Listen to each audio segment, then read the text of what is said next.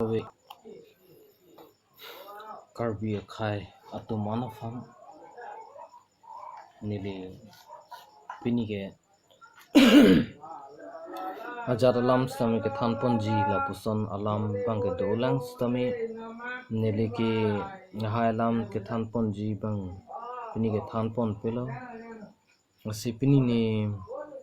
ke thanpon ji po bang ke Neli Hirjir si pini Neli ethetheni Neli thandam ji athepi abang ke Kanghong themun nailo alam the jadalam le chithan sitami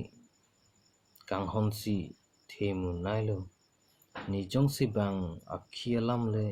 ningje thek pusitami akhailam le ningje thek pusitami Kanghong si themun nailo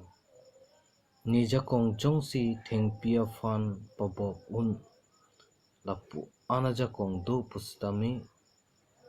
Kanghong si themun nailo Kanghong the o jok thi taun lapen ke reng thu taun inut apinso kusom si inut arloso fan Kanghong themun nailo ma lason thopsi Kanghong abang ke themun nailo inut apia po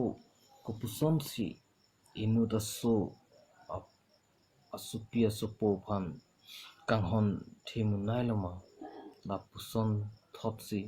Kanghong abang ke themun nailo jat atum ta Kanghong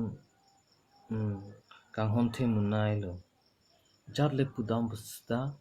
Kanghong abang ke themun nailo dead along Sita Kanghong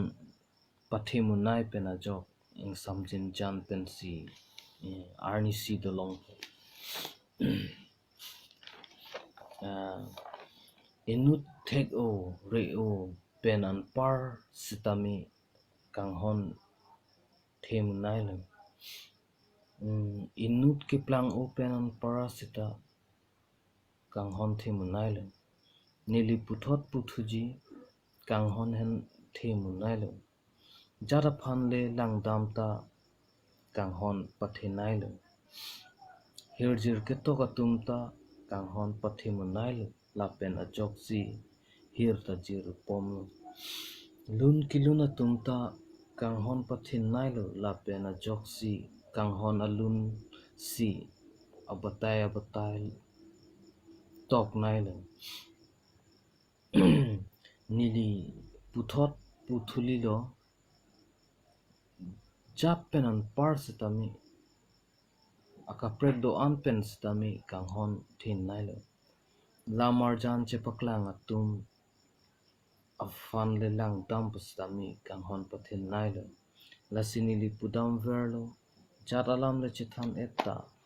Kanghong pathin nailo son taksi